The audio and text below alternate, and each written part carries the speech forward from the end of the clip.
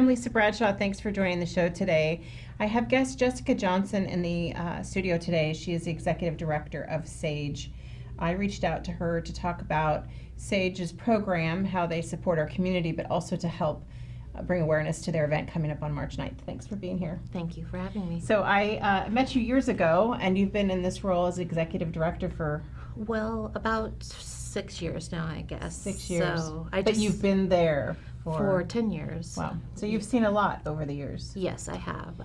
And I call myself a nonprofit baby because I've always worked in a nonprofit since I graduated from college. So this is kind of just my passion of finding a place where I really want to be and be able to help the community at large. For people who aren't familiar with SAGE, tell us about So the program. SAGE is the local crime victim assistance center for Chelan and Douglas County. So what that means is that we help people who have been victims of domestic violence, of child abuse, of sexual assault, of elder abuse, of human trafficking, pretty much anything that you can think of that may have a person as a victim, and we help them. So a lot of people just think that we might just be the domestic violence agency, which we are, but we are, we also have the sexual assault program, the crime victims program, and the child and family advocacy center. We've been in the community for almost 40 years, or actually we celebrated our 40th anniversary last year, but under different names. So there have been, we have been the Phoenix Place. For a while we were the DSV Crisis Center. So yeah, we've been in the Valley for a while. So I guess then we don't necessarily need to speak to the 40 years since you weren't there, but Right. You've been there for 10. So how much have the needs changed? I'd imagine that sex trafficking wasn't really on your radar Right. 10 years ago, or No. not quite yet. Not quite So yet. some of the things that have come up now that didn't exist back then, and you have to adapt to serve that part of the community as well. Right, and part of it is technologically based. So we didn't have, when I was growing up, we didn't have cell phones or computers that you could surf the internet and things like that. When I went home and if I had an issue with a bully or something like that, they had to call our landline and chance getting a hold of my mom or my dad. Things are different now. Everybody is attached to their cell phone. There's a lot of cyber stalking that goes along with domestic violence that didn't used to be a problem. A lot more access. A lot more access. There is, people are a lot more savvy than I would be, but there are ways that they can track their phones. There are ways, their location. Well, through their phone. Through their phone. The tagging of the geography, all of that. We have an undisclosed shelter location. We say undisclosed now because it's getting harder and harder to keep it confidential, because people take pictures and then it geotags it in the picture. And if they put it up on social media, somebody who's very savvy could probably figure that out. We encourage people not to. Yeah, but so you can't have a no cell phone situation when they come in. No. It's their place that they are living, residing, so Right. they have the same rights or opportunities or access as anybody else to their phones. That's correct, yes. That's a tough one. Yes, because we want it to feel like a home, even though that our program runs for 90 days from the time somebody comes in to shelter as a guest to the time that they leave. We want them to feel like it's a home. So if you were to drive by our shelter, it would look like just a house in a neighborhood. I'm sure our neighbors are kind of aware of what we are, but they've done a really nice job of not outing us, if you will. Mhm. And we do our best to keep that location very confidential. It's harder and harder, though. It's one of those things that when we invite a shelter guest to stay, that we have to be aware of what their needs are, and how can we help them with those needs, and how can they adjust from going from like a relationship that's been really controlling to a place that doesn't have very many rules about it, and they're in charge of their own self again. So Right, so the life that they were living before, where they were living with that other person who was abusive and controlling their lives, that you Correct. want them to come and feel comfortable and have the freedom to make those choices. right. But you can't, just like anybody, if you have larger numbers, you can't control the masses. And- Right, exactly. Yeah. And so how do you manage, so tell everyone when you say the house, and obviously we wouldn't say where, but what could people expect to experience in that house or to Sure. see if they were a guest? So most people think of a shelter. They think of the places that we've seen on TV for hurricane relief or things like With that. cots and Right, with cots and lined up and things like that. Our shelter is very much not like that. It's a home. It's a two-story house that we have. When you walk in, you see the living room, you see the kitchen. You don't really actually realize that it's a communal living place until you get more into the bedrooms and things like that. We do have places where people can have their stuff. We have lockers so people can keep their stuff safe, but we also have individual rooms that we try to put families in, and then single women we try to put in more of a dormitory room. But we have little rules. We have bathrooms, laundry, all the good stuff that you would have at your house, I have at my house. But we try to make it as much a home for them as possible, because once you've been a victim of domestic violence, you're very much used to being controlled and doing what everybody else says. And we want to empower people so that they realize that they can rebuild their life and they can move on from their life of being controlled and being in a relationship that has not been very good for them at all. It's been horrible. I visited your location years ago. That is no longer, I'm guessing, the same location. In fact, I know that it isn't. And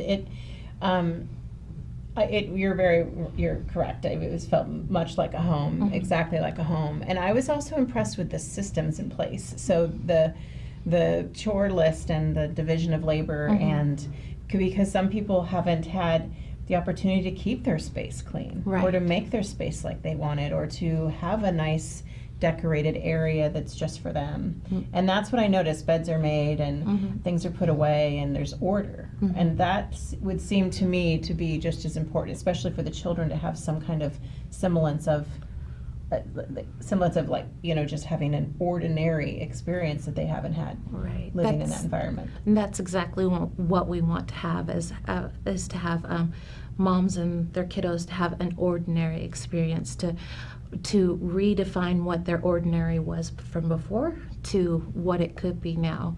And it's hard. If you have ever been a victim of violence, and I can speak to that because I have been, when you listen to somebody call you names, when you listen to somebody put you down and tell you that you're horrible and that nobody else would ever want you, you start believing those things, because that's the constant mantra that you hear, is that you're no good. And there's isolation, so there aren't always people there telling you the opposite. Exactly, and they reiterating your positives. And right, and they control who you see when you see them. There's a lot of different things. Domestic violence is really all about power and control, and so once that you get out of that situation, you oftentimes don't know what to do with yourself, because you're so used to hearing somebody tell you exactly what to do, when you should do it, how you should do it, and being realistically expecting to fail because you won't do it up to their level of expectation. And then, of course,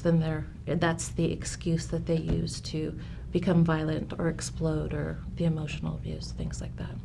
Well, let's take a break, and when we come back, let's talk about some specific programs that you have in place, what people can do if they're watching and they need to reach out, and what those steps look like for them, because it's probably a bit overwhelming, and I'm sure it is. And then we'll also talk about your event coming up March 9th, Behind the Mask. It is your annual fundraiser. Yes. I'm talking with Jessica Johnson from SAGE. She's executive director there, been there 10 years. She is sharing her expertise about how to help people in our community who are experiencing domestic violence in their lives. We'll be back in just a moment.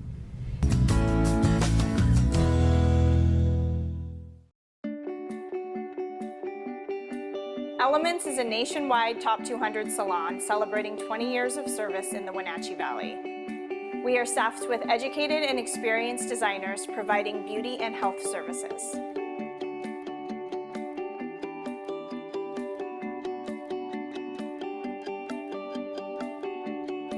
Visit our Facebook page for our store hours and our menu of services.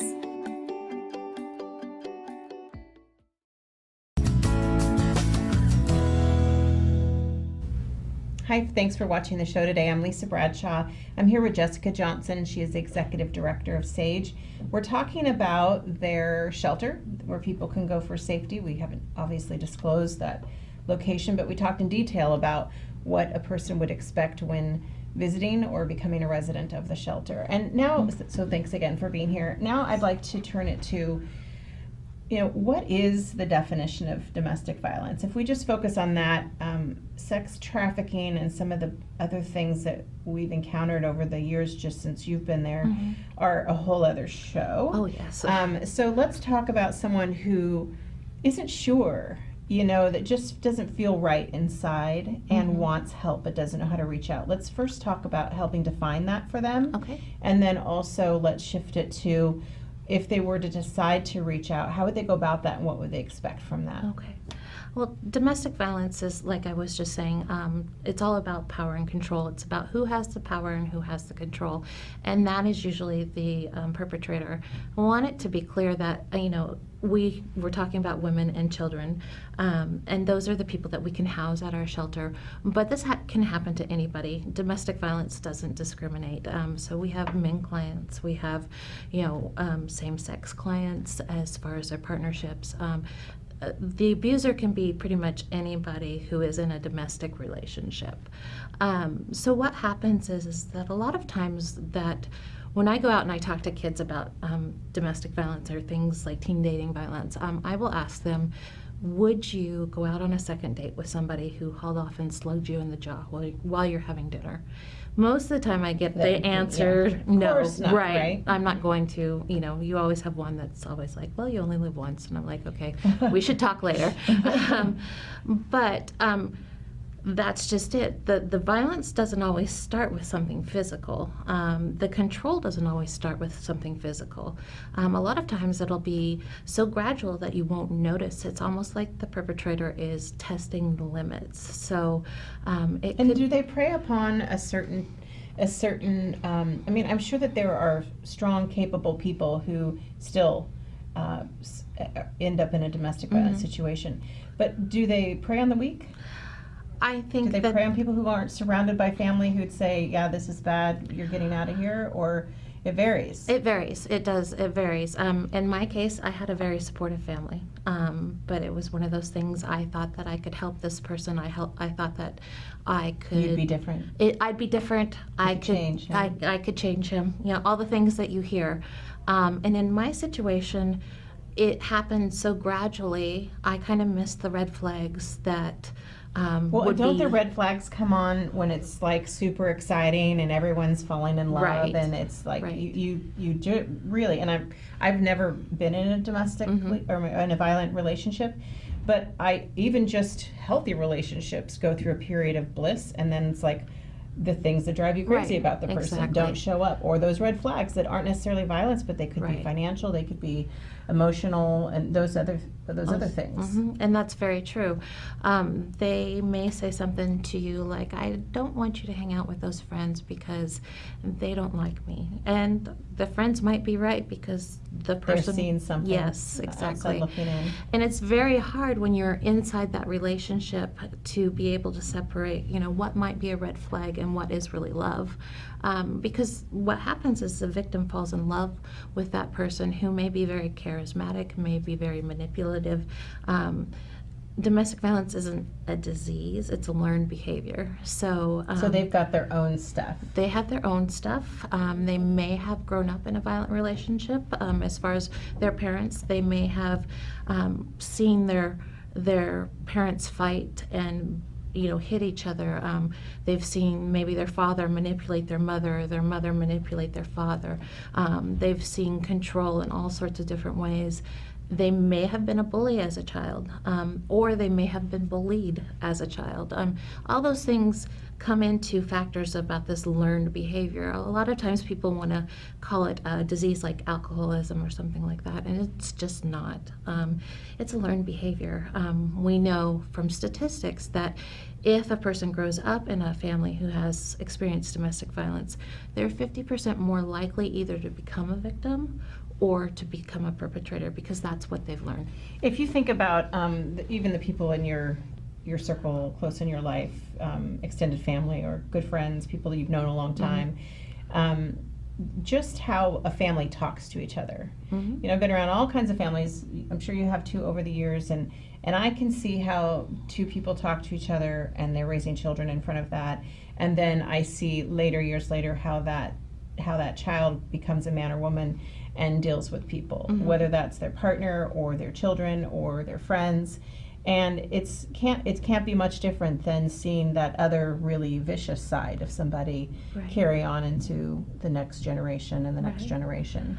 And it's unfortunate. I mean, we see generation after generation after generation. We have had a grandmother in shelter, her daughter in shelter, and her daughter's daughter in shelter. So how do you break that cycle? Is the shelter able then, they finally sought help together, or it's a pattern hit and miss? The grandmother's there, then she goes back, and then the daughter's there, and then the younger the granddaughter.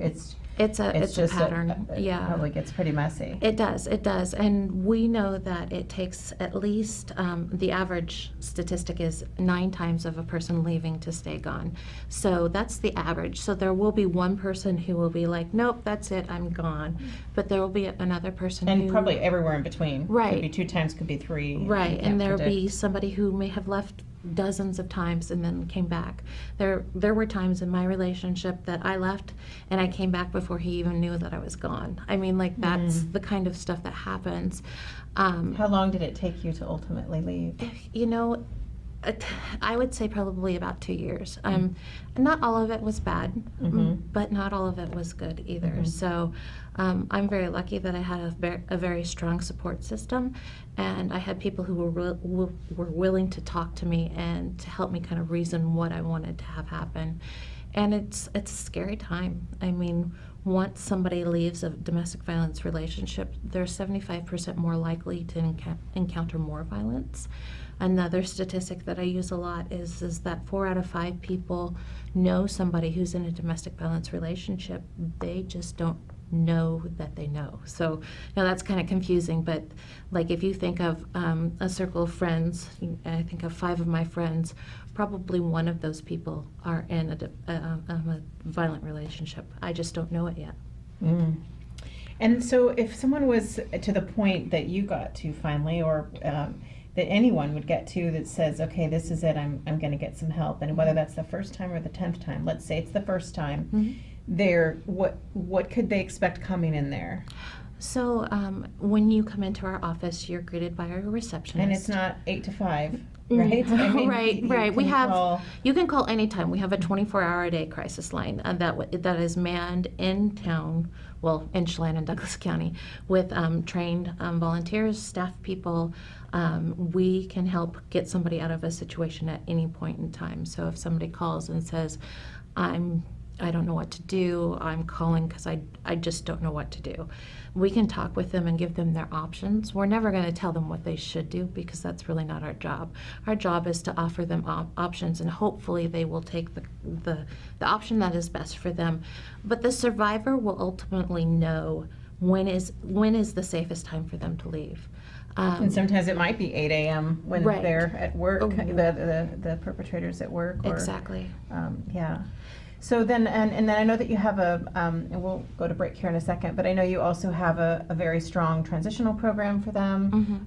What is the max time they can live? 90 days, which is actually a fairly good amount of time. Yeah. Other programs might be 2 weeks, it might be a month. That's more of a respite than a solution, right? Right. And then we also have a housing program that we will help victims who may not have the money to do first and last and deposit, but can afford a place to live. As long as they're working and they're doing these other things to help themselves. So we do a transition plan with them and ask them what their goals are. Because some of them have never been on their own. Right, They wouldn't even know how to go They've about gone that. from their parents to getting married or what have you, In and that have relationship. never. Yeah.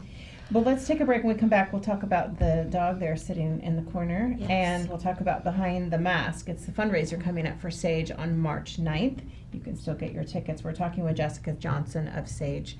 We'll be back in just a moment. Do you want to become part of the most dependable brand of vehicles today? Then start looking at Town Toyota. Come drive the best-selling, totally redesigned 2019 RAV4. come check out the powerful towing performance of the Tundra. It's built for the worksite and the weekend. Forge your own path and seek tougher roads in the Tacoma. Leave no trail left unchallenged. Whatever your vehicle needs, Toyota has a seat for you. Come visit us today.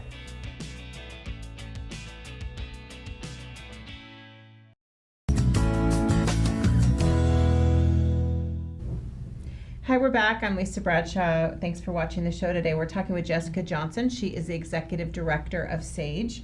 She's here talking about their shelter here in town, what you can expect if you were to seek help from them, but also just helping the audience and myself become educated about domestic violence, what it looks like and what it doesn't.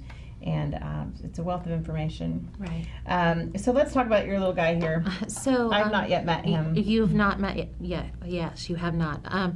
This is Hank, or what we call a little Hank, and I brought him for you so that you could have him. Oh, thanks. This is Hank's business card, which he has the best business card in the whole world because it's a cute puppy. How could you not like that? Cute. And I'm allergic to some dogs, so this one will be fine. Yes, yes. Hank is our courthouse facility dog, and so what he does is he is there to help kids or adults who might need some extra support when they come in. It's a very volatile time for them. So this represents Hank, and there is actually a real Hank. Okay. Yes, A real dog, a just to be real clear. dog, and he's been trained. He knows over 50 commands. He has a command that's called snuggle, which when we do child forensic interviews, he gets up on the couch with the child and snuggles with them so that they Wow. have something to do while they're telling their story and what has happened to them. So he has changed the way that we do business. Basically, having someone like Hank in the office or some pet like Hank in the office, he really is a trained dog. I mean, he knows all of his obedience commands. I share handling duties with another person in our office, and he is there solely to be comfort. Does he live in the home? He comes home with me every Oh, gotcha. night. So Yeah. and he also he can go to court with people. So when we have kiddos who go need to testify, that he is allowed in the courtroom, and they can pet him and just kind of have that comfort. with How long them. has he been around? Well, actually, only about 6 months. We And got you're him. seeing amazing progress. Amazing, yes. Last year, we did a total of like 62 interviews from July 1st until now. It's our fiscal year. We've done over almost 52. So When you say interviews, forensic interviews are when a child comes in and they disclose what has happened to them. and you have Hank there for them. Yes, That's exactly. incredible. Yeah. I also want to turn our attention to your event Behind the Mask. It's happening March 9th. It's your annual fundraiser. Is it a dinner? Is it appetizers? Tell us about the night. Sure. Enchanted Evening Behind the Mask. It's our 7th one. We're at the convention center this year. It's a plated dinner. We did a tasting the other day at the center, and it was amazing. We're having coffee rub skirt steak and salmon with bourbon glaze and a vegetarian option. And there'll be, of course, a silent auction, a live auction. We'll recognize some community members and just have a good time. So it's all about learning more about what SAGE does, and also making sure that people just understand what we are, who we are, what we do. So that's something that's really important, and really we want people to have a good time, but it is a fundraiser also, so there'll be some money asked So have some for. fun and, Yes. and donate some money to a Yes. good cause. So it's at the convention center on March 9th. You can get your tickets how? You can either visit us at SAGE, 710 North Chelan Street, or you can go online at www.findsafety.org. Click on our event page. We also, on our Facebook page, there's a link from there. So tickets right now are $80 for a single and $140 for two. We don't ask that you be married or anything like that. You can come as friends, I don't care. Yeah. And just come. And then February 1st, the price will go up to $100 and $175. Okay, So- well, this will probably air after February 1st, so you will have missed your opportunity, but you still can get the tickets for that event. Thanks so much for being here. It's going to be a really great time. So, and thank you for having me. I really appreciate it. Thank you.